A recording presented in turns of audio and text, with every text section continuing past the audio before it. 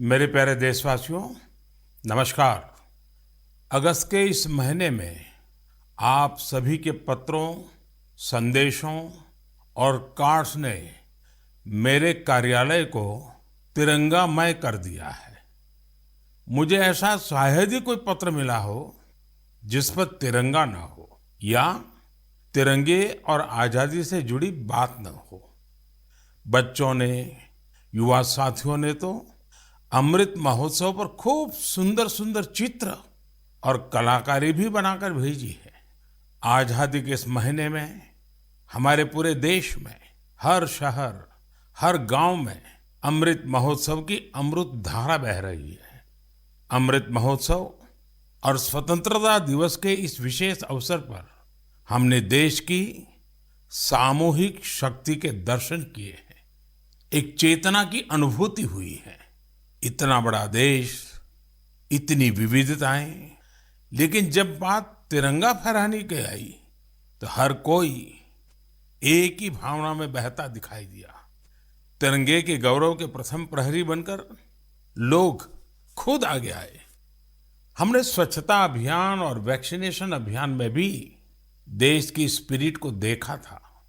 अमृत महोत्सव में हमें फिर देशभक्ति का वैसा ही जज्बा देखने को मिल रहा है।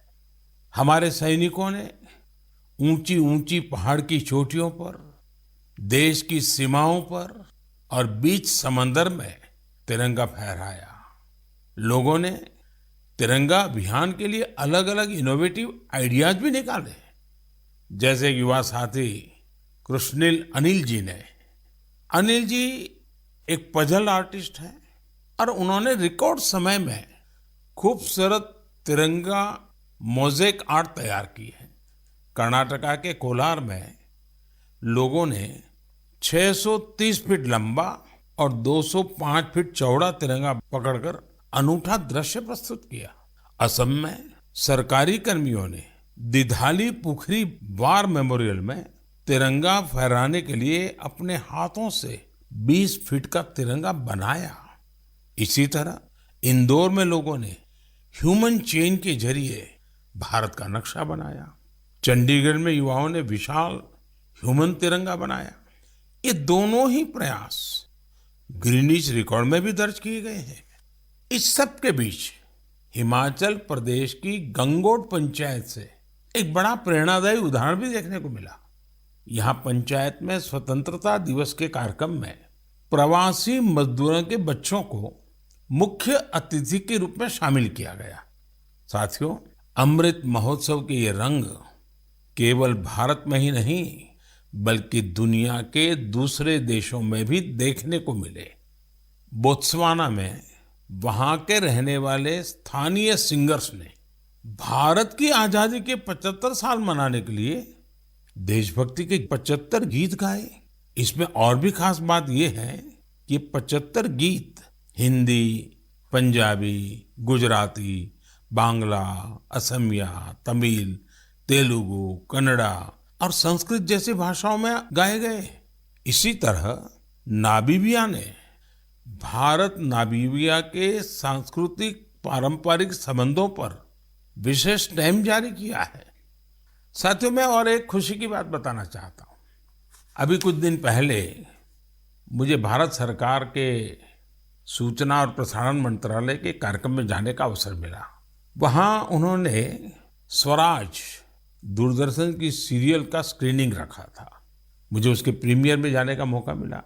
ये आजादी के आंदोलन में हिस्सा लेने वाले अनसुने नायक नायिकाओं के प्रयासों से देश की युवा पीढ़ी को परिचित कराने की एक बेहतरीन पहल है।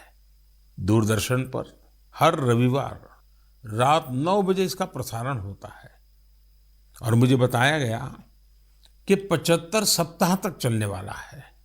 मेरा आग्रह है कि आप समय निकालकर इसे खुद भी देखें और अपने घर के बच्चों को भी जरूर दिखाएं। और स्कूल कॉलेज के लोग तो इसको रिकॉर्डिंग करके जब सोमवार को स्कूल कॉलेज खुलते हैं तो विशेष कार्यक्रम की रचना भी कर सकते हैं, ताकि आजादी के जंग के इन महानायकों के प्रति हमारे देश में एक नई जागरूकता पैदा होगी। आजादी का अमृत महोत्सव अगले साल यानी अगस्त 2023 तक चलेगा। देश के लिए, स्वतंत्रता सेनानियों के लिए जो लेखन, आयोजन आदि हम कर रहे थे, हमें उन्हें और आगे बढ़ाना है। मेरे प्यारे देशवासियों, हमारे पूर्वजों का ज्ञान, हमारे पूर्वजों की दीर्घ दृष्टि और हमारे पूर्वजों का एकात्म चिंतन आज भी कितना महत्वपूर्ण है। जब उसकी गहराई में जाते हैं तो हम आश्चर्य से भर जाते हैं। हजारों साल पुराना हमारा ऋग्वेद में कहा गया है, ओमान मापो मानुषी अमृतम धात तोकाय तनयाय संयो यूयम हिष्ठा भीषजो मातृ तमा विश्वस्य स्थातु जगतो जनित्री ही। अर्थात हे जल, आप मानवता के परम मित्र हैं, आप जीवनदायिनी हैं, आपसे ही अन्न उत्पन्न होता है और आपसे ही हमारी संतानों का हित होता है। आप हमें सुरक्षा प्रदान करने वाले हैं और सभी बुराइयों से दूर रखते हैं। आप सबसे उत्तम औषधि हैं और आप ही इस ब्रह्मांड के पालनहार हैं। सोचिए, हमारी संस्कृति में हजारों वर्ष पहले जल और जल संरक्षण का महत्व समझाया गया है। जब ये ज्ञान हम आज के संदर्भ में देखते हैं तो रोमांचित हो उठते हैं, लेकिन जब इसी ज्ञान को देश अपने सामर्थ्य के रूप में स्वीकारता है तो उनकी ताकत अनेक गुना बढ़ जाती है। आपको याद होगा, मन की बात में ही 4 महीने पहले मैंने अमृत सरोवर की बात की थी। उसके बाद अलग अलग जिलों में स्थानीय प्रशासन जुटा, स्वयंसेवी संस्थाएं जुटी और स्थानीय लोग जुटे। देखते ही देखते अमृत सरोवर का निर्माण एक जन आंदोलन बन गया है। जब देश के लिए कुछ करने की भावना हो, अपने कर्तव्यों का एहसास हो, आने वाली पीढ़ियों की चिंता हो, तो सामर्थ्य भी जुड़ता है और संकल्प नेक बन जाता है। मुझे तेलंगाना के वारंगल के एक शानदार प्रयास की जानकारी मिली है।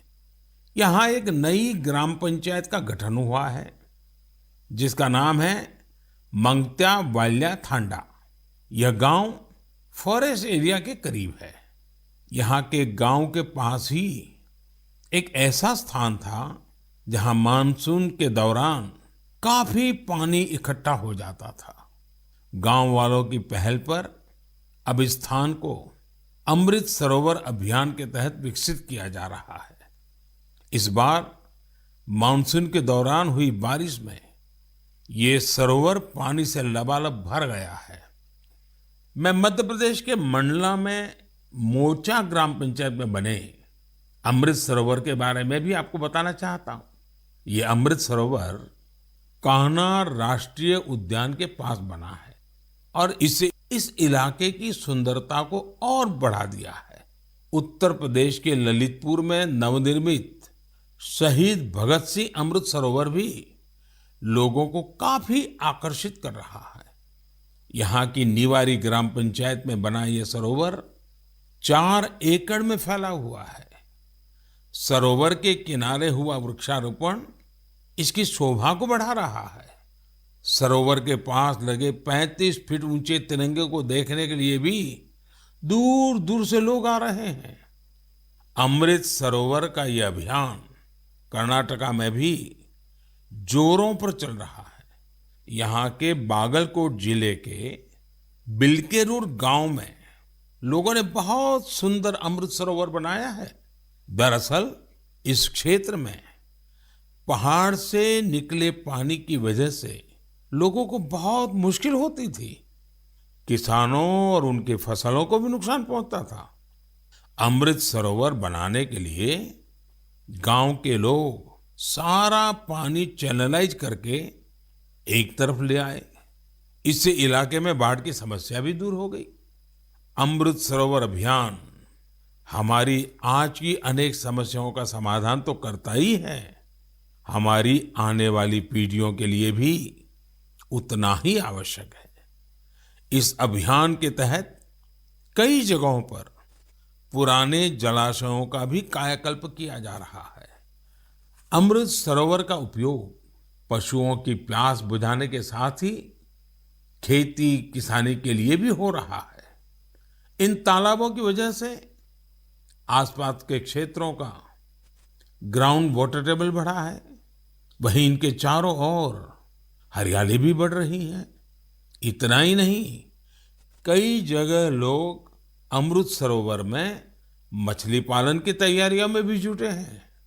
मेरा आप सभी से और खासकर मेरे युवा साथियों से आग्रह है कि आप अमृत सरोवर अभियान में बढ़ चढ़ करके हिस्सा लें और जल संचय और जल संरक्षण के इन प्रयासों को पूरी से पूरी ताकत दें, उसको आगे बढ़ाएं।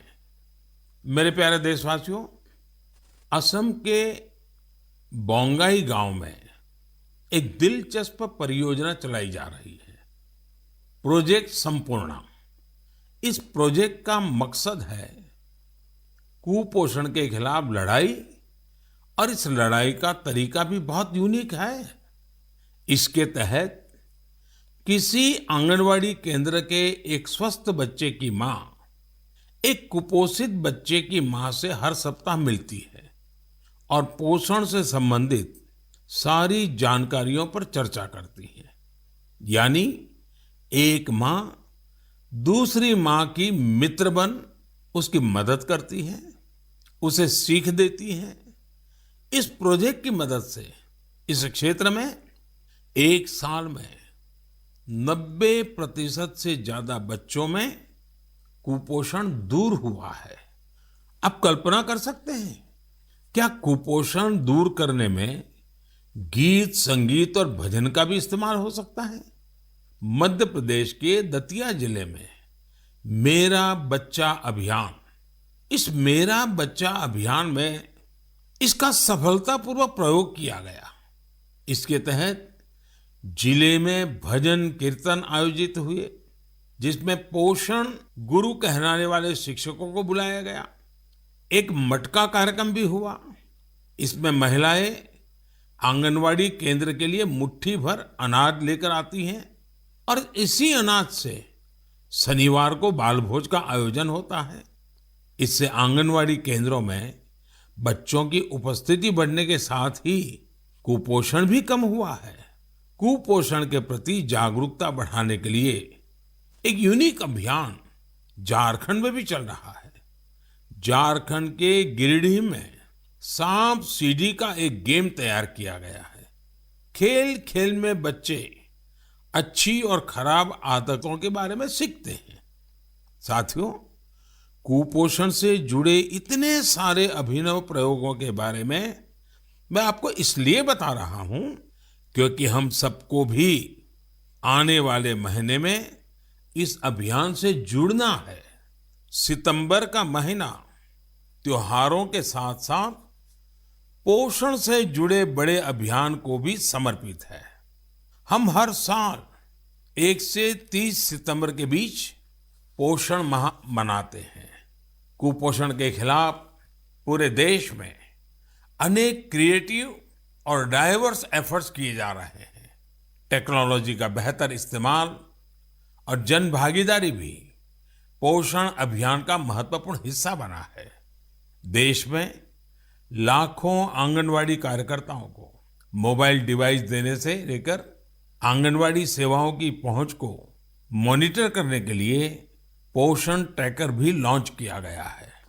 सभी एस्पिरेशनल डिस्ट्रिक्ट्स और नॉर्थ ईस्ट के राज्यों में 14 से 18 साल की बेटियों को भी पोषण अभियान के दायरे में लाया गया है।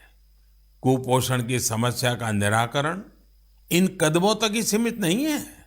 इस लड़ाई में दूसरी कई और पहल की भी अहम भूमिका है। उदाहरण के तौर पर जल जीवन मिशन को ही ले तो भारत को कुपोषण मुक्त कराने में इस मिशन का भी बहुत बड़ा असर होने वाला है। कुपोषण की चुनौतियों से निपटने में सामाजिक जागरूकता से जुड़े प्रयास महत्वपूर्ण भूमिका निभाते हैं। मैं आप सभी से आग्रह करूंगा कि आप आने वाले पोषण माह में कुपोषण या मालन्यूट्रिशन को दूर करने के प्रयासों में हिस्सा जरूर लें। मेरे प्यारे देशवासियों, चेन्नई से श्रीदेवी वरदराजन जी ने मुझे एक रिमाइंडर भेजा है। उन्होंने माय गॉव पर अपनी बात कुछ इस प्रकार से लिखी है। नए साल के आने में अब 5 महीने से भी कम समय बचा है और हम सब जानते हैं कि आने वाला नया साल इंटरनेशनल ईयर ऑफ मिलेट्स के तौर पर मनाया जाएगा। उन्होंने मुझे देश का एक मिलेट मैप भी भेजा है। साथ ही पूछा है कि क्या आप मन की बात में आने वाले एपिसोड में इस पर चर्चा कर सकते हैं। मुझे अपने देशवासियों में इस तरह के जज्बे को देखकर बहुत ही आनंद की अनुभूति होती है। आपको याद होगा कि यूनाइटेड नेशंस ने एक प्रस्ताव पारित कर वर्ष 2023 को इंटरनेशनल ईयर ऑफ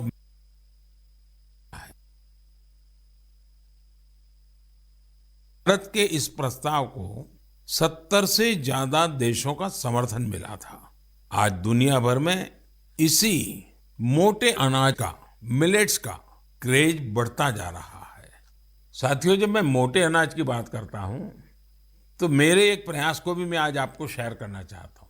पिछले कुछ समय से भारत में कोई भी जब विदेशी मेहमान आते हैं, राष्ट्राध्यक्ष भारत आते हैं, तो मेरी कोशिश रहती है कि भोजन में भारत के मिलेट्स यानी हमारे मोटे अनाज से बनी हुई डिशेस बनवाऊं। और अनुभव यह आया है, इन महानुभावों को यह डिशेज बहुत पसंद आती है और हमारे मोटे अनाज के संबंध में, मिलेट्स के संबंध में काफी कुछ जानकारियां एकत्र करने का वो प्रयास भी करते हैं। मिलेट्स, मोटे अनाज प्राचीन काल से ही हमारे एग्रीकल्चर, कल्चर और सिविलाइजेशन का हिस्सा रहे हैं। हमारे वेदों में मिलेट्स का उल्लेख मिलता है और इसी तरह पुराणनुरु और तोल्काप्पियम में भी इसके बारे में बताया गया है। आप देश के किसी भी हिस्से में जाएं, आपको वहां लोगों के खान पान में अलग अलग तरह के मिलेट्स जरूर देखने को मिलेंगे। हमारी संस्कृति की तरह मिलेट्स में भी बहुत विविधताएं पाई जाती हैं। ज्वार, बाजरा, रागी, सावा, कंगनी, चीना, कोदो, कुटकी, कुट्टू, ये सब मिलेट्स ही तो है। भारत विश्व में मिलेट्स का सबसे बड़ा उत्पादक देश है। इसलिए इस पहल को सफल बनाने की बड़ी जिम्मेदारी भी हम भारतवासियों के कंधे पर ही है। हम सबको मिलकर इसे जन आंदोलन बनाना है और देश के लोगों में मिलेट्स के प्रति जागरूकता भी बढ़ानी है। और साथियों, आप तो भली भांति जानते हैं, मिलेट्स किसानों के लिए भी फायदेमंद है और वो भी खास करके छोटे किसानों को। दरअसल बहुत ही कम समय में फसल तैयार हो जाती है और इसमें ज्यादा पानी की आवश्यकता भी नहीं होती है। हमारे छोटे किसानों के लिए तो मिलेट्स विशेष रूप से लाभकारी है। मिलेट्स के भूसे को बेहतरीन चारा भी माना जाता है। आजकल युवा पीढ़ी हेल्दी लिविंग और ईटिंग को लेकर बहुत फोकस है। इस हिसाब से भी देखें तो मिलेट्स में भरपूर प्रोटीन, फाइबर और मिनरल्स मौजूद होते हैं। कई लोग तो इसे सुपर फूड भी बोलते हैं।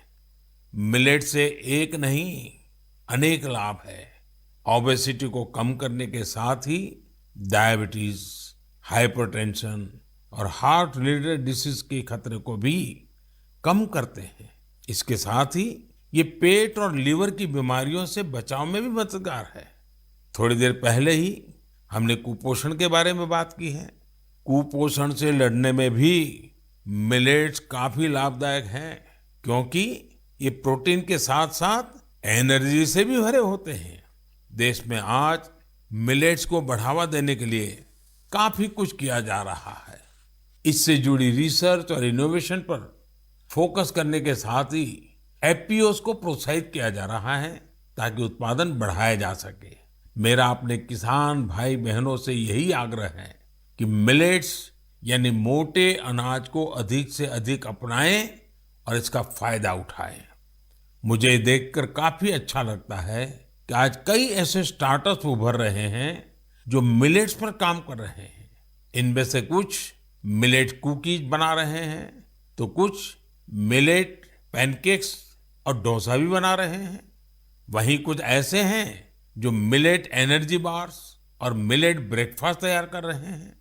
मैं इस क्षेत्र में काम करने वाले सभी लोगों को बहुत बहुत शुभकामनाएं देता हूं। त्योहारों के इस मौसम में हम लोग अधिकतर पकवानों में भी मिलेट्स का उपयोग करते हैं। आप अपने घरों में बने ऐसे पकवानों की तस्वीरें सोशल मीडिया पर जरूर शेयर करें, ताकि लोगों के बीच मिलेट्स को लेकर जागरूकता बढ़ाने में मदद मिले। मेरे प्यारे देशवासियों, अभी कुछ दिन पहले मैंने अरुणाचल प्रदेश के सियांग जिले में जोरसिंग गांव की एक खबर देखी। ये खबर एक ऐसे बदलाव के बारे में थी जिसका इंतजार इस गांव के लोगों को कई वर्षों से था। दरअसल जोरसिंग गांव में इसी महीने स्वतंत्रता दिवस के दिन से 4G इंटरनेट की सेवाएं शुरू हो गई हैं। जैसे पहले कभी गांव में बिजली पहुंचने पर लोग खुश होते थे, अब नए भारत में वैसी ही खुशी 4G पहुंचने पर होती है। अरुणाचल और नॉर्थ ईस्ट के दूर सुदूर इलाकों में 4G के तौर पर एक नया सूर्योदय हुआ है। इंटरनेट कनेक्टिविटी एक नया सवेरा लेकर आई है। जो सुविधाएं कभी सिर्फ बड़े शहरों में होती थी, वो डिजिटल इंडिया ने गांव-गांव में पहुंचा दी है। इस वजह से देश में नए डिजिटल एंटरप्रेन्योर पैदा हो रहे हैं। राजस्थान के अजमेर जिले के सेठा सिंह रावत जी दर्जी ऑनलाइन ई स्टोर चलाते हैं। आप सोचेंगे ये क्या काम हुआ? दर्जी ऑनलाइन, दरअसल सेठा सिंह रावत कोविड के पहले टेलरिंग का काम करते थे। कोविड आया तो रावत जी ने उस चुनौती को मुश्किल नहीं बल्कि अवसर के रूप में लिया। उन्होंने कॉमन सर्विस सेंटर यानी CSC ई स्टोर ज्वाइन किया और ऑनलाइन कामकाज शुरू किया। उन्होंने देखा कि ग्राहक बड़ी संख्या में मास्क का ऑर्डर दे रहे हैं। उन्होंने कुछ महिलाओं को काम पर रखा और मास्क बनवाने लगे। इसके बाद उन्होंने दर्जी ऑनलाइन नाम से अपना ऑनलाइन स्टोर शुरू कर दिया, जिसमें और भी कई तरह से कपड़े वो बनाकर बेचने लगे। आज डिजिटल इंडिया की ताकत से सेठा सिंह जी का काम इतना बढ़ चुका है कि अब उन्हें पूरे देश से ऑर्डर मिलते हैं।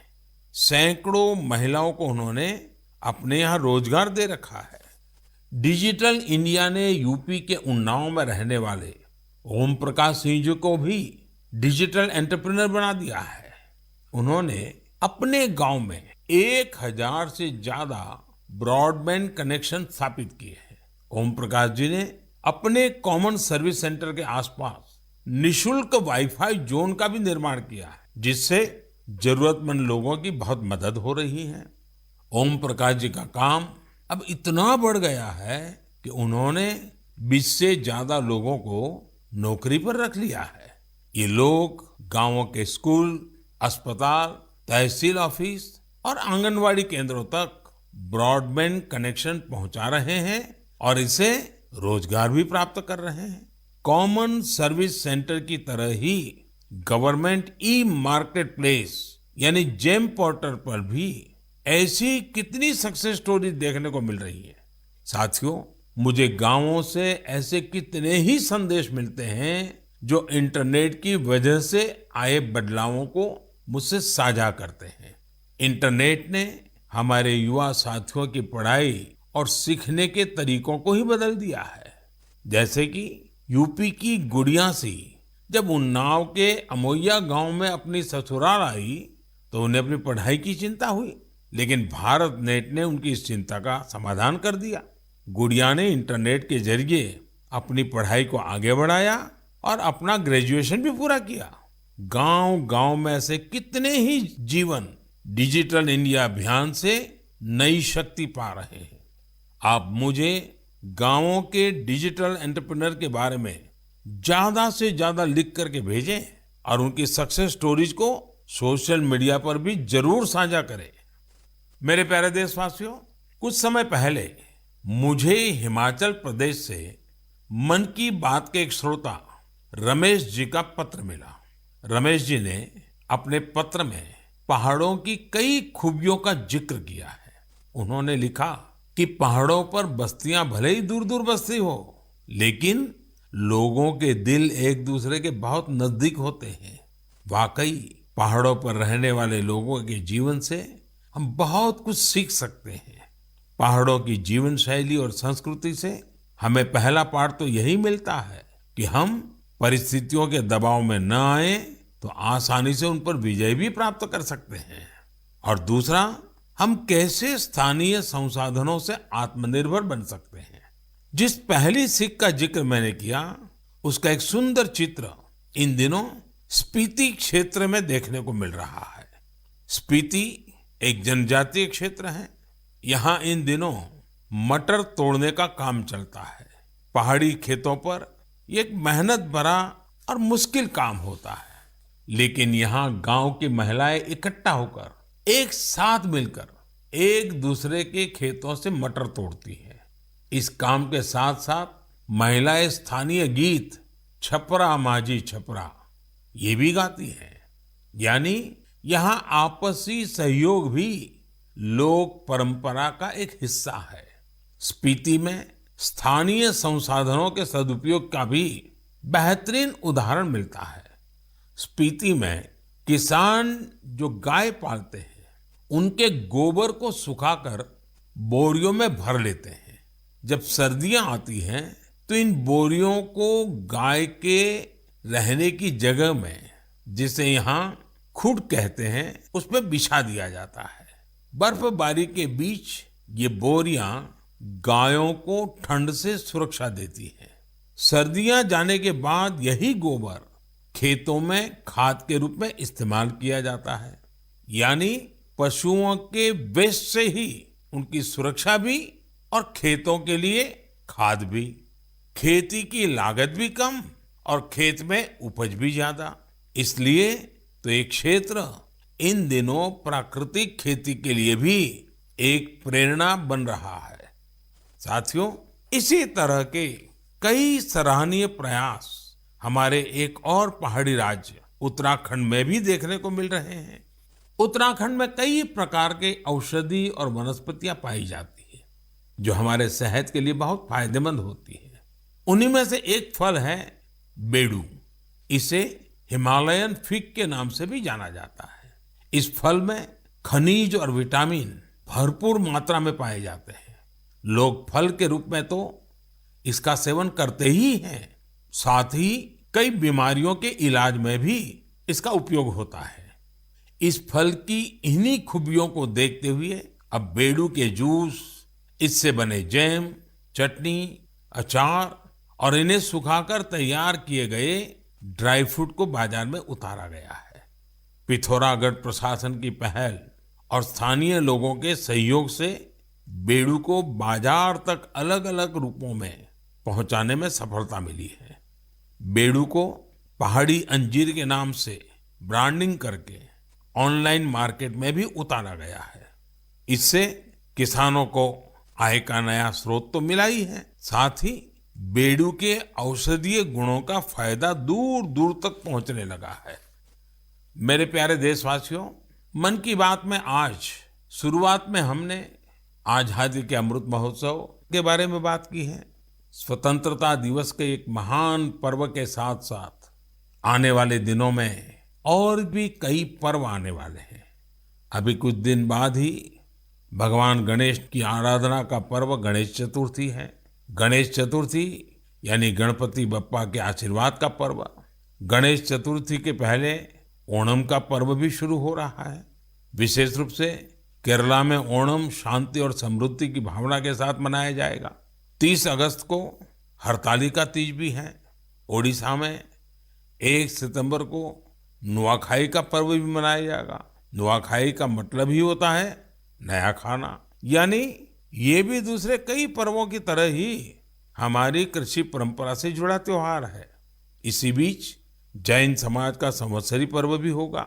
हमारे ये सभी पर्व हमारी सांस्कृतिक समृद्धि और जीवंतता के पर्याय हैं।